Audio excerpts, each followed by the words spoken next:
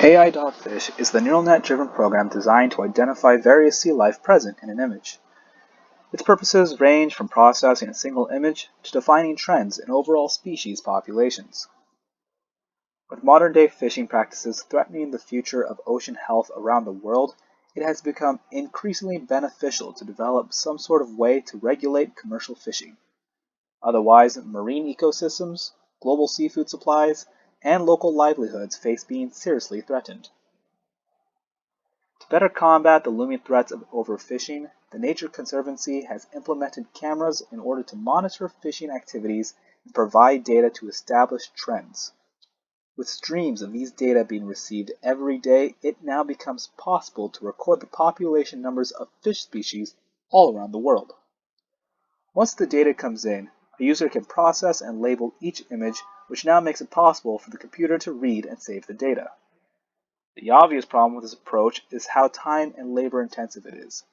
The data and trends will result at some point, but only after a user has spent hours labeling images one at a time. In order to bring efficiency to this process, I propose the implementation of a software that can label images of fish automatically.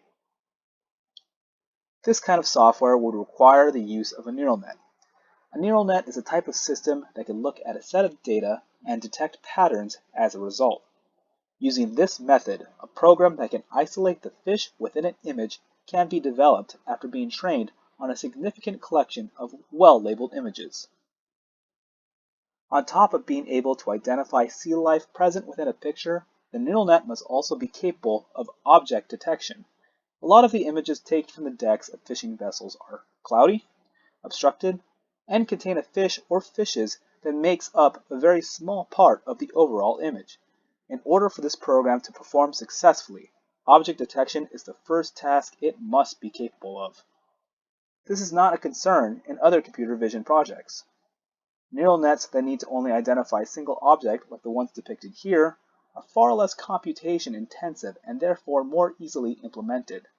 But for the tasks inherent to AI.Fish, a neural net that can perform like this is much needed.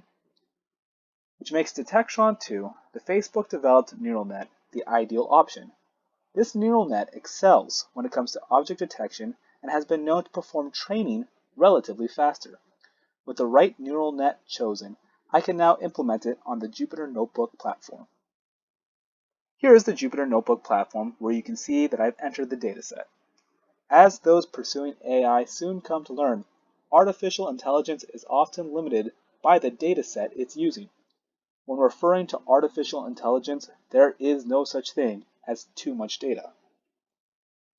In order to properly develop a neural net, the dataset needs to be split into two: a training set that makes up the majority of the data, and a test set which is made up of data that is not within the training set. Thank you to fishnet.ai for providing me with the fishnet dataset. This dataset consists of over 5,000 images of fish or fishes and was crucial to the training of my neural net. As for the test set, I pulled a much smaller dataset from the Nature Conservancy's Kaggle competition. All the images in the data came already labeled and ready to run through the neural net. Once the datasets were uploaded, it was ready to train. Here we can see the training progress one layer at a time. This is what it looks like at the programming level, and this is what it looks like mathematically. In this diagram, you can see the individual neurons at play within the neural net. Each one contains two equations. These equations contain variables, and these variables are altered by the actual training. This is a very oversimplified way of explaining how the neural net learns. Once trained, it was time to input images into the neural net for inference. This is where the neural net looks at new, never before seen data and makes a guess as to what's in the image based on what it's learned. If you look closely, you can see a percentage value in the top left corner of every AI-defined bounding box. This is what's known as the confidence value and is a percentage representing how sure the AI is in its guess. As you can see, the AI is accurate in most cases, but is prone to making errors here and there. Though far from perfect, developing an AI to pick up on the fish within an image has proven to be a success. Going forward, I'd like to address the errors and try to determine which values within the neural net led to success and which led to the errors.